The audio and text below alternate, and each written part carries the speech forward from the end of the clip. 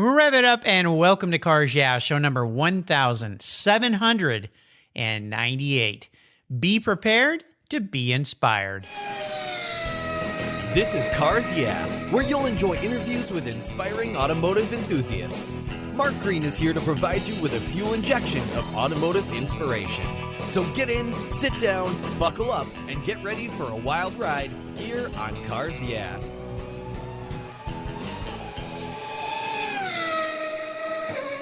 Hello, inspiring automotive enthusiasts, and welcome to Cars Yeah. Today I'm in the Motor City, Detroit, Michigan, with a very special guest by the name of Carl Anthony. Hey, Carl, welcome to Cars Yeah. Do you have it in gear, and are you ready to release the clutch? Yes, Mark, I am ready. We'll have some fun today. Now, before I give you a proper introduction, I want you to share one little thing that most people don't know about you. Mark, I would have to say that jazz music and coffee are my kryptonite. And whenever I'm working, I always have my jazz music streaming and I have a hot cup of coffee. Those two things are my kryptonite. Well, you know how they say that the social media these days knows what you're thinking, and you can think of something and they just send you an email ad, or not an email. Well, sometimes it's an email, but they send you a social media ad. And one of the things I've been looking at recently is some kind of really nice high-end coffee machine, espresso machine, something that can make really great coffee. Because I live in the Pacific Northwest where it's mandatory. You can't go anywhere without coffee here, or Howard Schultz will attack you or something like that. You know, finding great coffee, and when you do, you just go, whoa, that's what coffee's supposed to taste like? So since sounds like a coffee aficionado, can you give me any tips here? Yeah. Well, so personally, Mark, I like the pour over, and I would recommend getting a nice pour over setup with the pot that will brew the water for you, because it'll make sure that the temperature is exact. And if you want to talk ratios and things like that, ratios are very important with coffee. So if you're a numbers type of person, 31 to 35 grams of coffee is kind of about your coffee beans. That's kind of about your magic number, with about 16 ounces of water.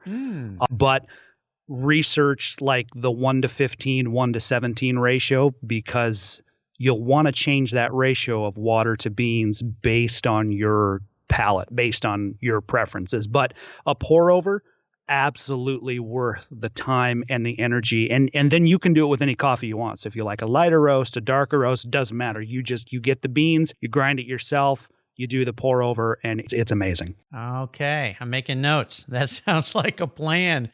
But you got to pair this with jazz music, which you love. So, real quickly here, I know you can't pick one, but if you had to pick one great jazz band or musician to listen to, who would it be right now? Yeah, so it is impossible to pick, Mark. So what I'll do is I'll pick a station, and I would say Sirius XM Watercolors, which is channel 66, and the library that they have, a lot of contemporary stuff, but older stuff too. So I think that, I have a list that I can go through, Chris Bodie, Dave Koz, Wayman Tisdale, Grover Washington Jr., David Benoit, Norman Brown, Chris Standring, Rick Braun, Acoustic Alchemy, Lindsey Webster, right? Like there's so many of them, Mark, that are awesome. But my go-to station for jazz, Sirius XM 66 Watercolors. I've got it on my app. I stream it through a little, like a Jawbone, like a little jam box. Sure. And I drink my coffee and I work during the day. So sounds nice. Yeah, very cool. Well, thanks for sharing that. Well, let me give you a proper introduction, and we're going to dive into the world of cars here. Carl Anthony is the managing editor of Automoblog and AutoVision News. He's also a member of the Midwest Automotive Media Association and the Society of Automotive Historians. As the host for AutoSens Insights, he plays an active role in the thrice-yearly AutoSens Conference for autonomous driving in Brussels, Detroit, and Hong Kong. Before the automotive industry, Carl was on the air at several popular Midwest radio stations. There's some music background there, including KIWR, KEZO, KJAN, and KELO He also serves on the board of directors for the Allie Jolie Baldwin Foundation. He's a past president for the Detroit Working Writers, and as you would figure, he's a loyal Detroit Lions fan. We'll be back in just a minute to talk with Carl about cars, but first a word from our valued sponsors. So turn on a little jazz music for just a moment. Pour yourself a nice cup of coffee. We're going to have some fun here. We'll be right back. Are you heading out on the highway for a road trip this summer? I can't wait to hit the road. Covercraft makes quality protection for the inside of your vehicles while you're traveling. Their plush, custom-fit mats or Berber mats turn any ride into something special and are easy to remove and clean after days on the road. Covercraft floor mats are the ultimate protection from moisture, dirt, mud, snow, and slush. Just about anything you can throw at them. Don't forget your vehicle's trunk area too. Their Carhartt custom cargo liners not only look great, but they keep your rear cargo areas and seats protected from the sun and those accidental spills. Custom fit truck liners for sedans, coupes, and SUVs are perfect to protect the factory carpet from all those things that can stain and damage the floors. All your options are quality made, easy to clean, secure to the floor, and look oh so good. Check out covercraft.com for a wide variety of styles, colors, and options for a custom fit. And I've got a special offer for you. If you use the code YEAH21, that's YEAH21 at covercraft.com, they'll give you 10% off your Covercraft order. That's right, 10% off. Simply use the code YEAH21 at checkout. Covercraft, protecting the things that move you. I was tired of my rates for my collector car insurance going up every year for no explainable reason. My carrier seemed to be turning into a media company versus an insurance company, and I realized that a portion of my policy premium was paying for all those so-called free media goodies. So I did my homework, I talked to knowledgeable collectors, shopped around, and discovered American Collectors Insurance. They've been serving the collector car hobby since 1976. You last that long by properly serving your customers' insurance need, not with a lot of fluff. ACI is ranked the #1 online collector car insurance provider according to Google, Trustpilot, Facebook, and they offer their real person guarantee live support. No never-ending phone loops when you need help. Plus, because you don't use your classic car as a daily driver, you could save up to 40% compared to regular auto insurance. American Collectors Insurance provides agreed value policies. So if you experience a total loss to your collector vehicle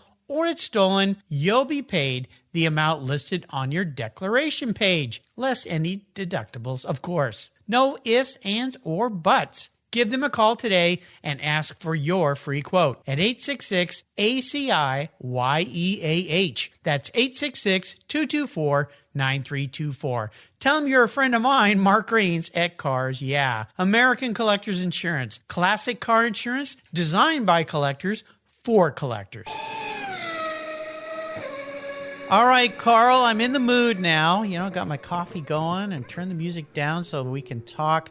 Let's go a little deeper into the corner here. I want you to share more about your business, your career, what you're doing these days with Automoblog and AutoVision News, AutoSens. So take the wheel, my friend.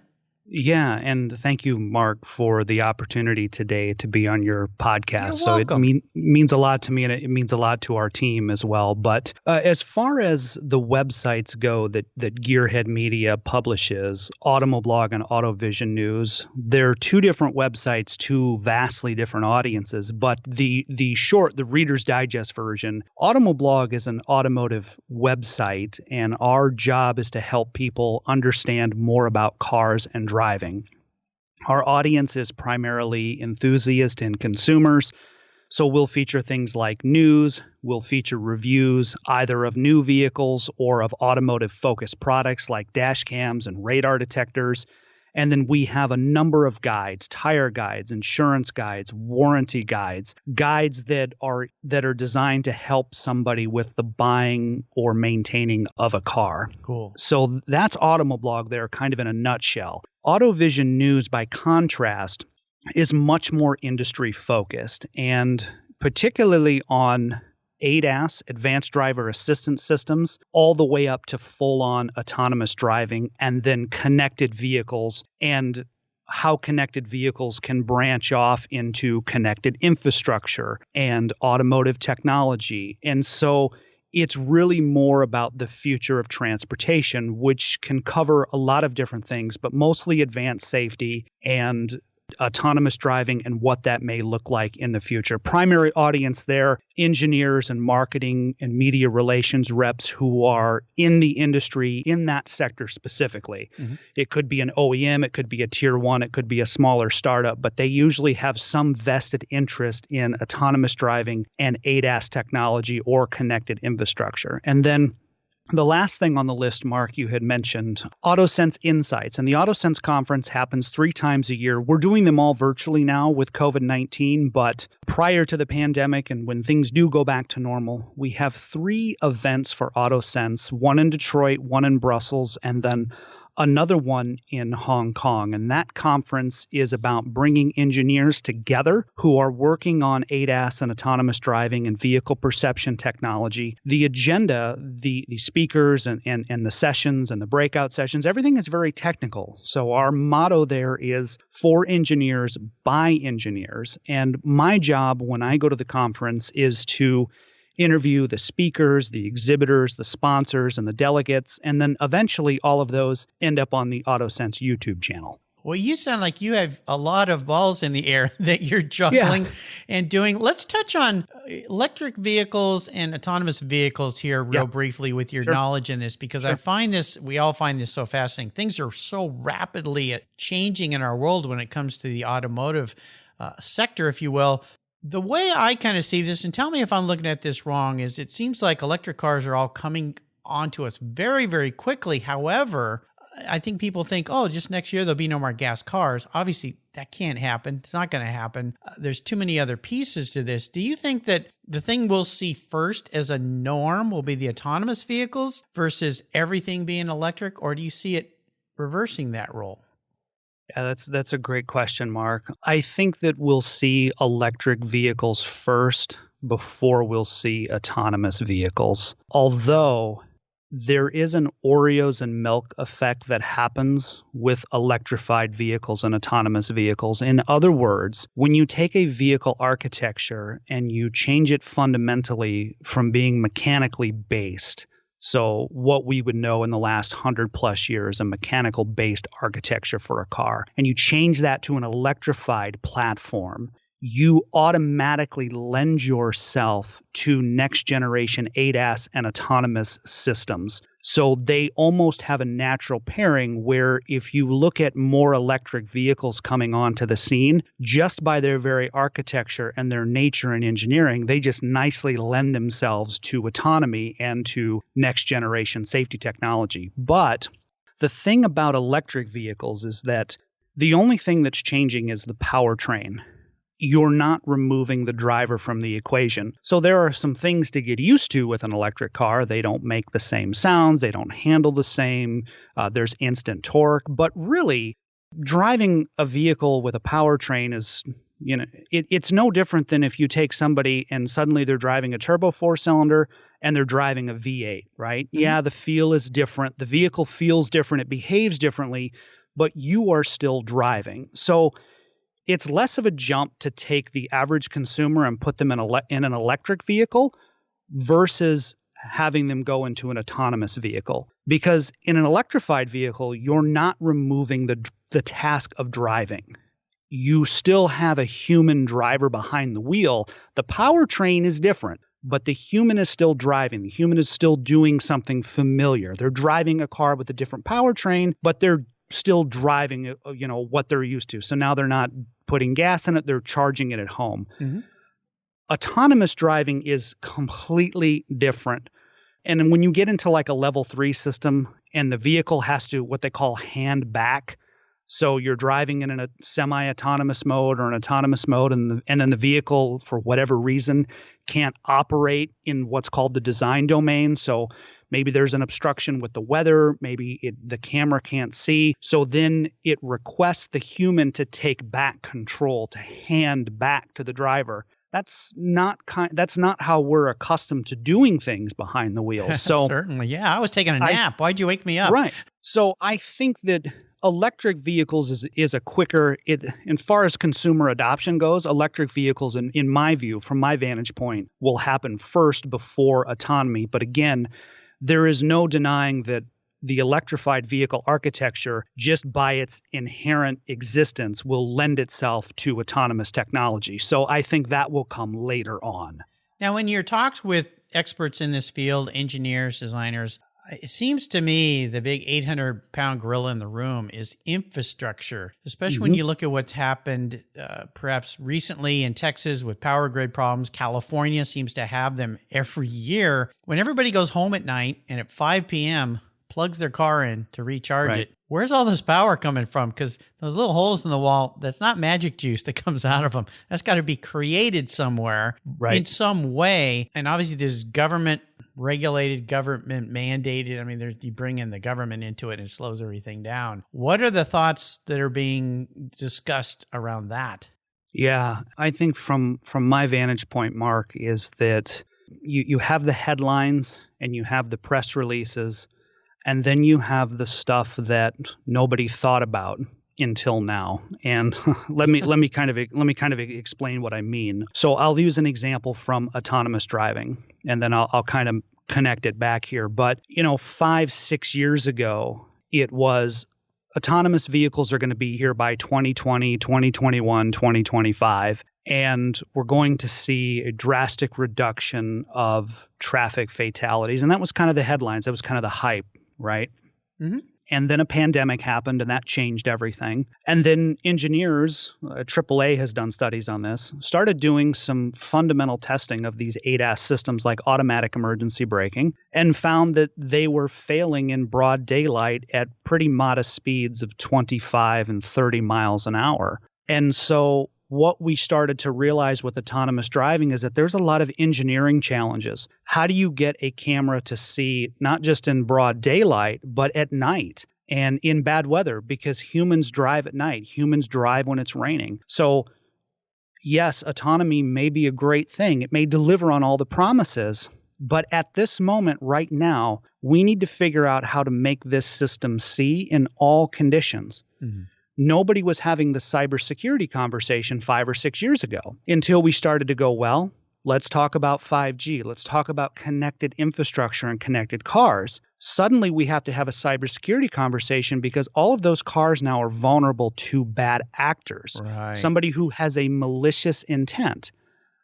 So now you say, well, how long does it take to put cybersecurity protections in? And suddenly we're far beyond the 2025 timeline. Yeah, no kidding. I think it's the same with electrified vehicles.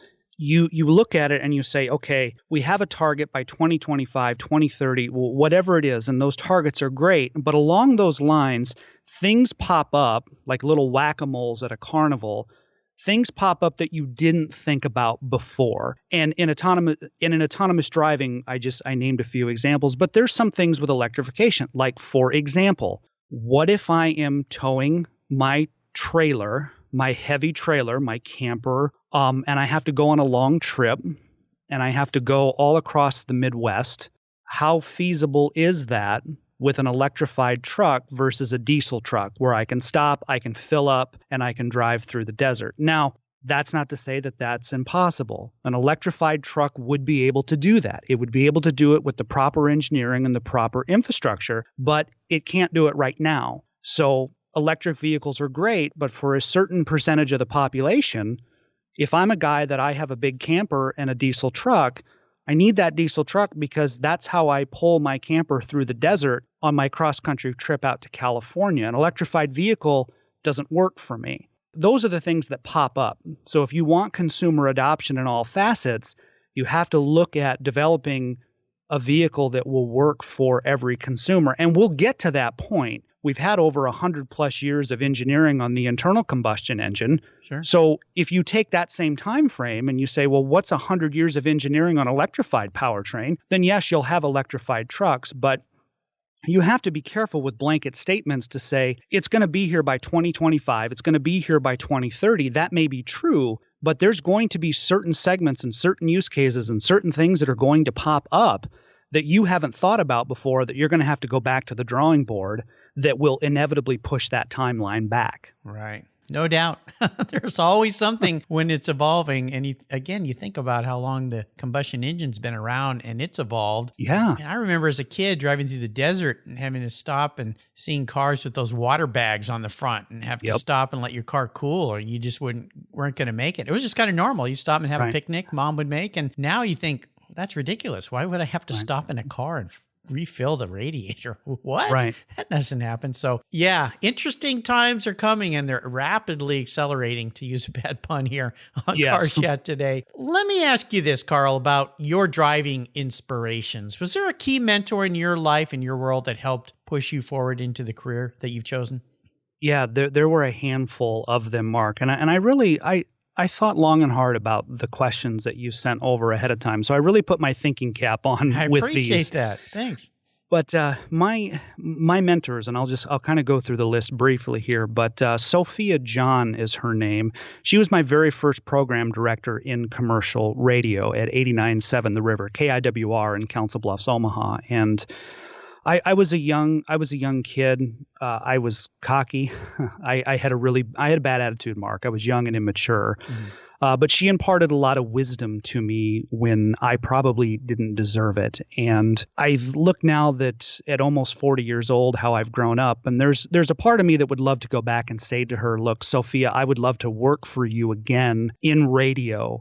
I'm grown up and I get it now and I understand. And so she was always a wonderful mentor for me. Nice. And then in automotive, Mark, there were mentors at Sioux Falls Ford and Luxury Auto Mall of Sioux Falls, where I got my start in 2009 in the automotive business. Those people there taught me that customer service is more than a buzzword and that the car business is really the people business. And we have modeled Gearhead Media off of what I learned there at Sioux Falls Ford and Luxury Auto Mall of Sioux Falls. And that is simply, we had a slogan at the dealership. It was to be so effective that we're able to be helpful to others. And we put that into Automoblog. We put that into AutoVision News, that the content that we create, we want it to be helpful for people.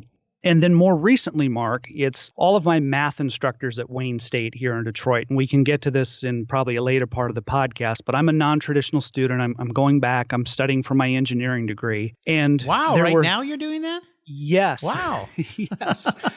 And going back as a non-traditional student, as an older student, it's terrifying to go back to college at my age. And I had 3 math instructors who taught me a combination of algebra all the way up through calculus 2. Naresh Mahaber, Marissa Henderson, and Samantha Flores. And I would sit with all 3 of those professors, Mark, for hours on end and just be like almost to the point of tears, because I'm like, I don't get this. Like math is hard for me. It's very difficult for me. And they gave me so much patience and grace, Mark. And they taught me not only just math, but more that math was about real life and that there were real applications just beyond the book and just beyond the lecture. So that's a grouping of my mentors probably over the last 15 years. Oh, you're so fortunate. My wife is an engineer, mathematician. She does math puzzles for fun. Math was nice. I was like you. Math, I did well, but I had to work so hard and it just never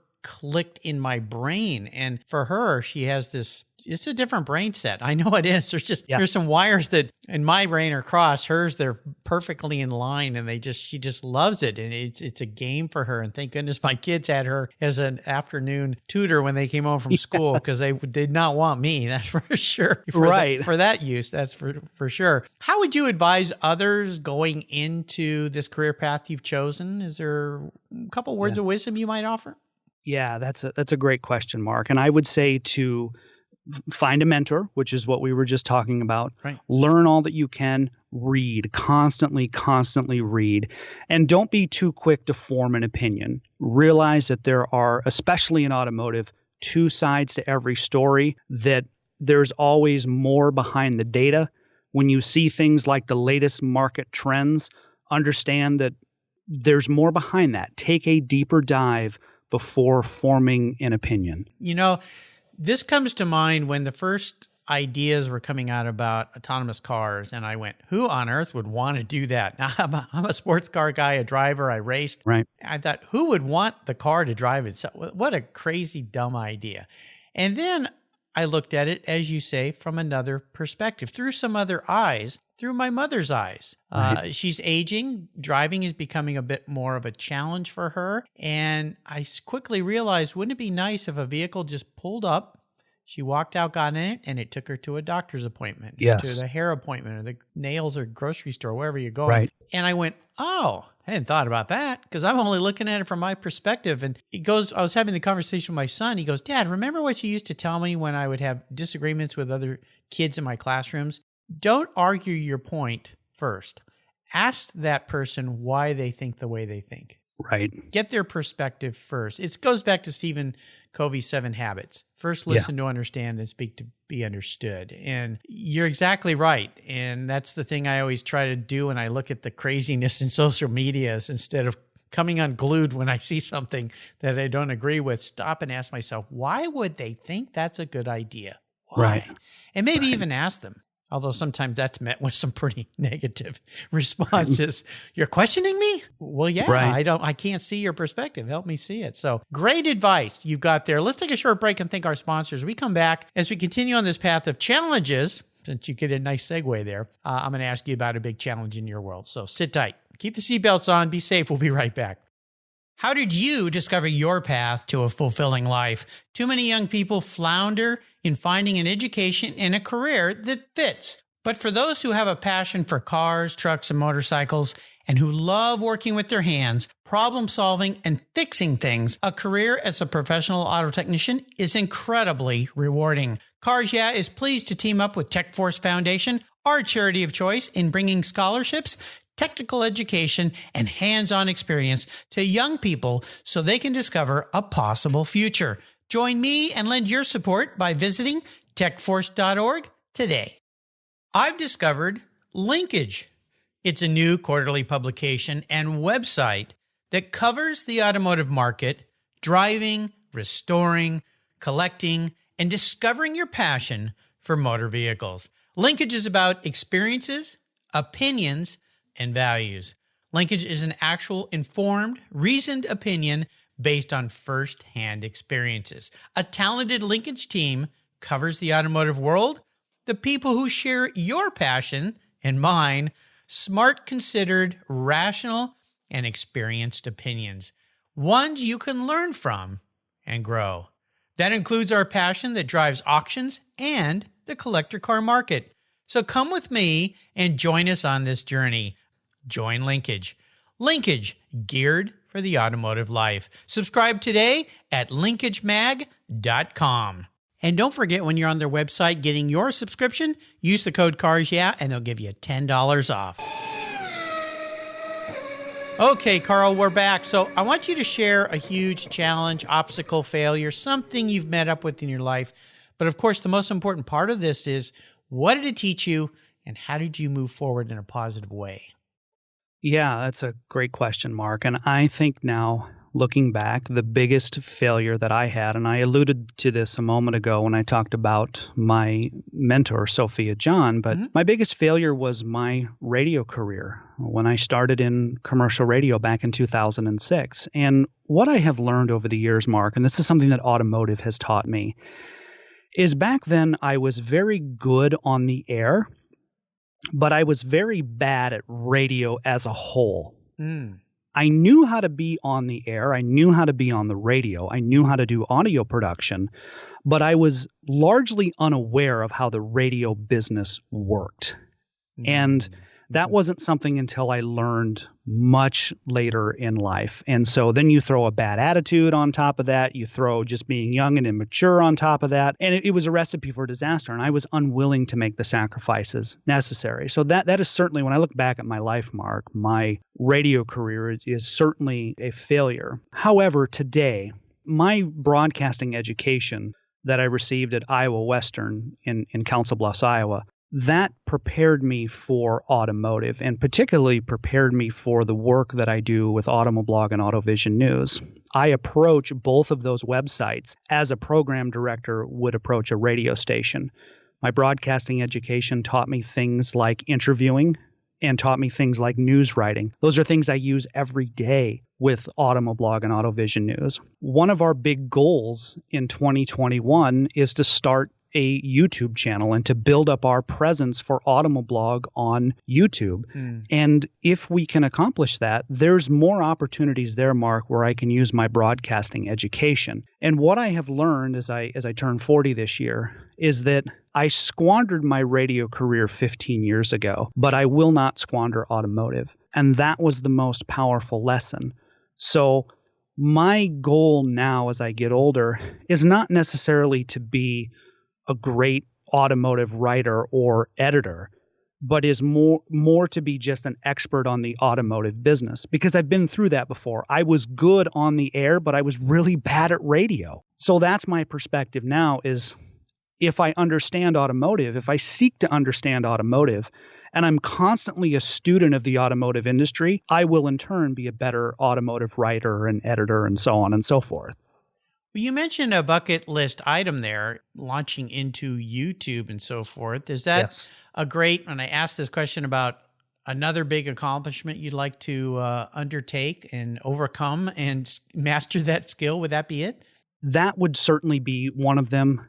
I think that YouTube is a great place for us to expand into. There are a lot of opportunities there, and we're going slowly but surely building up our YouTube channel for Automoblog with content. It's a natural fit. And if 2 or 3 years we could look back and say, wow, we have a much bigger presence on YouTube, then that would be a great bucket list item. That would be a great goal for us over the next couple of years to expand our YouTube reach for Automoblog. Cool. Absolutely. Sounds great. Let's talk about a special vehicle in your life, either something that you had as a first vehicle or a vehicle that you aspired to and you finally got. What was that? And maybe share an experience about that ride. Yeah, so it was a sterling gray 2005 Ford Ranger FX4 Level 2. Okay. And at the time, Mark, the FX4 was common for Ford, but the FX4 Level 2 was kind of a rare bird. It had Alcoa wheels on it and had BF Goodrich all-terrain, the off-road tires. And it was the truck that I had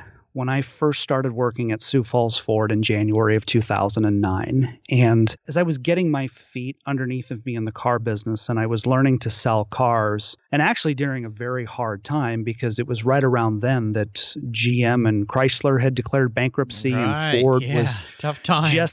Ford was just hanging on by a thread. And, you know, I learned how to sell cars in that time frame. And Cash for Clunkers happened that summer. Literally, I got hired in January and Cash for Clunkers came out that summer in 2009. But I remember at the end of a Saturday, and for those who work in the car business or have worked in the car business, when you're at a dealership on a Saturday is like the day, especially if you're selling Fords, because that clientele is mostly they work Monday through Friday jobs. So they come in on Saturdays to look at a vehicle or to purchase a vehicle. So Saturdays around our dealership, it was always very busy. And at the end of the day at 6 o'clock, Mark, I would go out to the back of our service drive. It was closed, but there were a couple wash bays back there. And I would wash my Ranger. And I had it nice. I had chrome Nerf bars. I had chrome box rails. I had a soft tonneau cover. I had a nice bug shield, which looked really good with the BF Goodrich tires and the Alcoa wheels. And I would shine that truck up, Mark, at the end of a long Saturday. And I just remember feeling really accomplished. You know, at that time, I was learning some hard lessons because my radio career had essentially right around that time kind of fizzled out. And so here I was in the car business for the first time. It was a drastically different life. Different world. Yeah. It was a whole different world. And I had no idea what would become of it from 2009 until now. But I remember washing my Ranger in the back there at Sioux Falls Ford, and the sun would be setting over Interstate 29. And I remember thinking, man, this is really cool. Like this is really neat. I loved washing my truck at the back of the dealership. And then I eventually traded that truck in for a 2011 Ford F-150, the 3.5 EcoBoost when that engine came out in the summer of 2011. And Mark, that was wild because the 3.5 EcoBoost was everything Ford said it was and then some. Nice story. Well, I'm going to crawl into your head a little bit here, Sure. Carl. If you woke up tomorrow and you were a vehicle, not what you want to be, but you were manifest as a vehicle based on your personality, what would you be, and more importantly, why? Yeah, I would like to be a minivan. A minivan? Yes. Okay, got to ask why. The reason being is Detroit is my home, and there are a lot of iconic vehicles that have come out of Detroit, Michigan. And most people would think muscle cars, and that's fair. You look at the Mustang, you look at the Mopar era of the 1970s, you look at the muscle car battles, Pontiac GTO.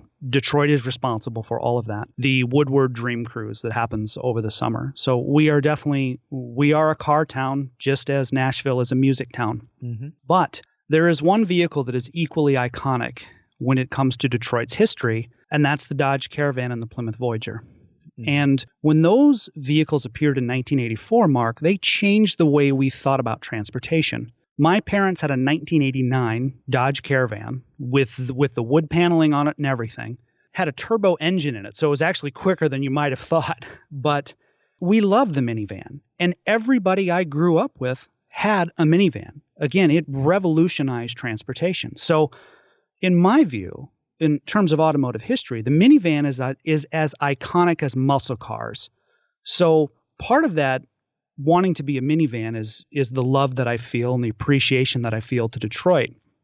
But the second part of it, Mark, is that if I were a minivan, I would be with a family for both their greatest joys and the times where they were not so happy. For both extremes, the sad times and the happy times. So, for example, as a minivan, I might help that family bring home a newborn from the hospital, but at the same time, transport that family to the funeral of a beloved grandparent. You would see a family age and go through life. So the kids grow up, they go to middle school, they go to high school, they play in the band, they play on the basketball team. So you see the whole evolution of a family, right. A kid learning to drive for the first time in the minivan. But as a minivan, I would always have access to the latest technology. Minivans today, Mark, they're packed with technology, so I would never be behind the times. And when you look that minivans today offer 20-inch wheels, you know, I know. Minivans are stylish and cool. So when I look at it all, you know, and I have a passion for automotive safety, and I have a passion for ADAS systems and keeping people safe when they're driving. And a minivan is a great use case for all of that technology. And sometimes I think, you know, when you get behind the wheel of a minivan, there's all the technology and there's all the capability that they can do. You know, you don't want to admit it, but minivans are cool. And sometimes, Mark, I think my future goal someday is to be a mechanical engineer whenever I finish my degree. I'd like to teach math to non-traditional students at night school. So like at a community college, teach math, algebra, calculus to students who are going back to school in their 30s and their 40s, and they're completely terrified. You know, and I'm like, it's okay. I've been in your shoes. I know we can get through it together. And I kind of think a minivan is like, there's Professor Anthony. What a dork, you know, teaching math and driving his minivan, you know, onto campus. But you know what? Professor Anthony's kind of cool, you know. Automoblog and AutoVision News are kind of cool. And you know what? Minivans are kind of cool. So, yeah, Mark, and I thought about that when I put my thinking cap on for that one, and I would definitely want to be a minivan. Holy cow, you took us on a deep dive there and making the minivan cool. I don't think anybody's ever pulled that one off. Well, so thank you. I love it. Very nicely done. What are some ways, and you just touched on it, that you'd like to help back others? I mean, becoming a professor and helping people that get through what you got through. There's a great thing. Yeah, that's one of my long-term dreams, Mark, is to get my mechanical engineering degree and then become a math professor at one of the colleges around here that offers night classes for adults, for people who are going back as non-traditional students. But I think now I want to mentor younger people. That is really both a personal and a professional goal of mine. At the moment, I'm mentoring a young female. Her name is Emily Pruitt. She writes for both Automoblog and AutoVision News. And Mark, I'm very proud of her. She is going to go far. And whether she stays in automotive, whether she stays in journalism, no matter where her career goes, I know that she's going to go far. And I'm really excited for her, and I'm excited for some of the opportunities now this last year that has come that have come for her because we have been working together. So I certainly think that's something that, as far as helping others in the industry, and then I would say outside of mentoring Emily and being a quirky college professor teaching math someday, is that I really want to shed light on what women in automotive are doing. And when you look at AutoVision News, especially the platform that we have there are lots of females in the auto and auto tech sectors. Oh, yeah. And there's one organization that we work with in particular, Mark, called Women in Autonomy. And Women in Autonomy is about empowering women and educating women and equipping women in the automotive industry and in the technology industries. And they have actually a mentoring program that they just launched. And they have webinars now that they're offering for females in the automotive community. And so being a media partner with them has just been fantastic. And here's kind of how I look at this, Mark, is that I know people talk a lot about, giving back or being helpful. And I don't know if it's so much about giving back for me, but I look at it like this. I go back to my female mentors that I mentioned a moment ago, Sophia, Samantha, Marissa. I look at my mom, look at my grandmother, I look at my wife, I look at my wife, Danielle. And I want to conduct myself in business in a way that they would look at me as a respectable man, that my mentors, my female mentors would say, Carl was worth the investment in time and energy. Mm-hmm. And that my mom and my grandmother and my wife would say, that is a respectable man. That's how I want to conduct myself. And Women in Autonomy, as far as an organization goes, they can and will be successful. They can be successful without my help. They do not need my help. However, I'm humbled and honored to be part of their journey and to be an advocate and to support them when and where I can. That's the exciting part. So I don't know if it's so much as giving back or helping another. I don't know how you would phrase it. I think I just chalk it up to the fact that Women in Autonomy is a really cool organization. We have an opportunity with AutoVision News to advocate for what they're doing. And at the end of the day, I just want to be a respectable businessman and a respectable automotive personality, if that's what you want to call it in today's age of social media. But I just want to be somebody that you look at it and you look at Automoblog and you look at AutoVision News and you say, that's somebody I'd like to do business with. That's somebody I'd like to partner with because they're interested in doing the right things and they're interested in giving a spotlight to people who may not otherwise have a spotlight. Brilliant. Love it. It's awesome. I'll make sure to put a link to Women in Autonomy on Carl's show notes page so that all of you can do a little more research there. Very please cool. Do. Yeah. Is there a book that you would like to share with our listeners that you've read? Yeah. Some really good books as far as just getting an overall view of what the automotive industry is about. Car Guys versus Bean Counters by Bob Lutz, former vice chairman of General Motors, which talks about how he had come in to help GM through a very difficult time there.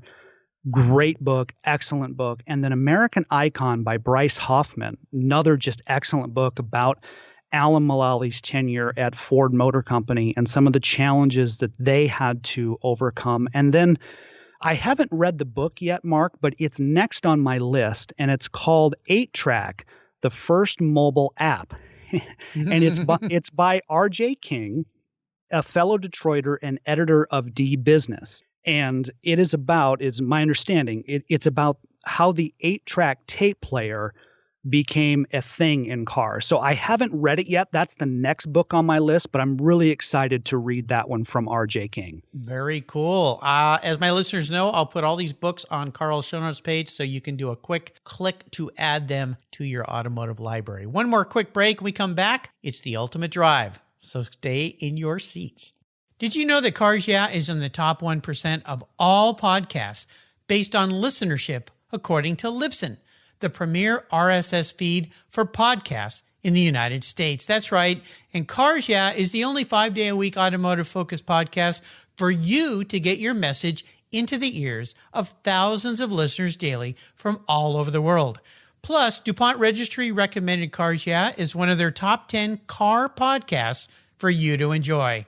Cars Yeah! Has experienced tremendous growth, Plus, your ads are evergreen, meaning they never go away. And more listeners find Cars Yeah every day for their daily dose of automotive inspiration. Do you want to expose your brand to a highly targeted list of automotive enthusiasts in a very unique and very personal way? Well, I can help you. Contact me, Mark Green, at mark@carsyeah.com or through the website at carsyeah.com today to learn more. All right, we're back. I have a magic scepter, and that means I can make things happen here on Cars Yeah, which is pretty cool. What I'm going to do for you today is you get to pick the kind of vehicle you're in. Who are you going to be riding or driving with? Could be somebody living or somebody who's passed. Okay. And who would be at the wheel, and what would you be talking about on this ultimate drive? So take it away. I love it. There are two cars, Mark, but they're remarkably similar in their setup and design. So I would go with either a Mazda Miata or a Subaru BRZ. Good, proper sports car, rear drive. The person that I would be with would be my wife, Danielle, and we would take turns driving because we are both driving enthusiasts. So whenever we go somewhere on a long trip, we kind of have this unwritten rule that we switch off at every gas station or every time we stop for coffee. Cool. Now, I will say this, Mark. If we're talking it's a Mazda Miata or a Subaru BRZ and we're going around corners in the mountain, Danielle is going to be much more adventurous behind the wheel than I am. So hold on to that coffee. Yeah. So if you're driving with me, it's probably 5 under the speed limit. And if you're driving with Danielle, it's probably a much more spirited drive. Let's see if we can double that number on that sign right there. What do you think? Yes. But we do this in kind of a mini way already. Danielle and I have a tradition. Every Saturday night, we go and we get coffee and we drive around the local area here in Detroit and we go through dealer lots and we look at cars and we talk about cars and what our favorites are and different features and where we would drive them if we would own them. And so we have said that if we had a Mazda Miata or a Subaru BRZ, even though it's small, we'd pack a bag and we would go on a road trip all across this country to different car shows and different car museums. Because that's what we love doing around the Detroit area. So we just want to do it in sort of a road trip fashion. Sure. And we would want to hit all the big ones, New York, Chicago, LA, obviously NAIAS here, which isn't so much of a road trip as it is just going downtown. But we would hit New York, Chicago, LA. And then we would look to like the smaller regional auto shows that Motor Trend puts on. There's so many gems when you look at the auto show circuit. So after we get the vaccine and life goes back to normal, that's something that her and I want to do. We want to, eventually get a sports car someday, take this road trip to different car museums and different car shows. And Danielle is my best friend. And if we're not talking about cars, we're talking about life. And as we have gone through with Automoblog and AutoVision News, and those sites have grown, and she has been there for every step of the way. She knows all my hopes. She knows all my fears. She knows all my dreams. And I think on that road trip with us having coffee in a little sports car like a Miata or a BRZ, it'd be wonderful to go down the road and to talk about life and just be with her and have that journey. So that's,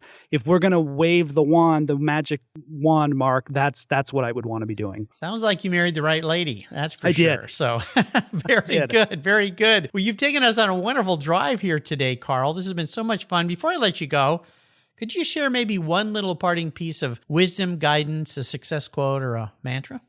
Yeah, sure. And Mark, I want to thank you again for being on the show today. You're welcome. You're welcome. It means a lot to me. You're welcome. I would say the last parting thing I could think of is something that I learned back in 2009 when I had first started at Sioux Falls Ford. And those mentors took me under their wing in the car business. And that is that the car business isn't really the car business. It's the people business. And these days, it's really more the technology business too, which is a conversation for probably another podcast, another show, Mark. But it's the idea of understanding people. When you understand people, you'll understand cars. And we have a tendency in the industry, Mark, to view things through an industry lens. We see numbers, we see reports, we see trends, and we look at them through an industry context. And that's fine. And there's a time and a place for that. But the average everyday person, they view cars through their own lens, and they view cars in the context of their own life. So for them, an industry perspective really doesn't mean anything. And it's understanding that every vehicle in some way to somebody is special. So I go back to the minivan thing, right? No, certainly minivans are not as cool as sports cars or Jeeps or cool trucks or muscle cars. But to somebody out there, a minivan is the greatest vehicle on four wheels. We may look at SUVs and crossovers and we may roll our eyes and say, man, there's another one. They all look the same. They're all the same boring crossover or SUV. But to somebody who drives it, that's the best vehicle they've ever owned, and they love it, and they can tell you all the reasons why they love it. So it's not so much the car business, it's the people business, and understanding how people engage cars, whether that's a local car show and you're talking collectors who have Mustangs and Chargers and Challengers and Camaros and all those cool cars we love, or it's an everyday person who goes out to their garage and says, you know what? I love the fact that I can click a button and the door on my minivan opens automatically. Yeah. The car business is not the car business, it's the people business. Nicely said. How can people learn more about Automoblog, AutoVision News, and AutoSens Insights? I would recommend, Mark, going to first the home pages of our two websites, so Automoblog and AutoVision News. For Automoblog, that's automoblog.net. The reason why we have .net is because we started the site in 2006 and .net was all the rage back then. But yeah. Automoblog.net. And then as far as AutoVision News goes, the homepage is autovision-news.com. autovision-news.com. We would love it if you would sign up for the weekly email newsletters that we do. The newsletters are just an update of the stories that have happened throughout the week. So if it's AutoVision News, it's more stories focused on ADAS and autonomous driving. If it's Automoblog, it's more general. It's more general car stuff. Twitter is a great place to follow us at Automoblog or at AutoVision News. And then if you want to connect with me personally, I would just connect with me on LinkedIn. You can search Carl Anthony LinkedIn. It says Managing Editor and Partner, Automoblog, AutoVision News. That's me. I have a black jacket on in my profile picture, so you're welcome to connect with me on LinkedIn. I'll make sure I put links to all of these on Carl's show notes page, so you just have to go to the Cars Yeah website, type in Carl Anthony, his page will pop up, and all these links will be right there for quick, easy clicks to connect. And I want to thank Jackie Lambert at Earn Media for introducing me to Carl. She does a great job. Thank you very much. Jacqueline, or Jackie, as we like to call her. So there you go. Listeners, again, you can find everything on Carl's show notes page on the Cars Yeah website. Carl, thanks for being so generous today with your time and your expertise and for sharing some wonderful stories and insights with us today. This has been a delight. Until you and I talk again, my friend, I'll see you down the road. Thank you, Mark. It's been my pleasure. This has been a lot of fun. Hey, fellow inspiring automotive enthusiasts, did you know if you subscribe at carsyeah.com, I'll send you my free Filler Up book? It's an ebook filled with fuel, filler fun, and inspirational quotes from past guests here on Cars Yeah. Plus, you'll get a weekly wrap-up email from me every Friday, and your name will be in the hat for one of the many free giveaways here at Cars Yeah. Simply go to carsyeah.com and click on the free book button, and boom, you're in the club. And don't forget to subscribe to Cars Yeah on your mobile podcast app, and you'll get the Cars Yeah show delivered right to your mobile device every day, absolutely free. Inspiring automotive enthusiasts, that's what we're all about here at Cars Yeah. Thanks for listening. Thank you so much for joining us on today's ride here at Cars Yeah.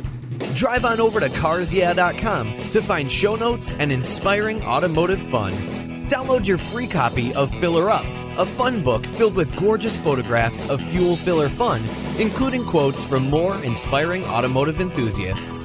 Download your copy today, and we'll see you next time on Cars Yeah.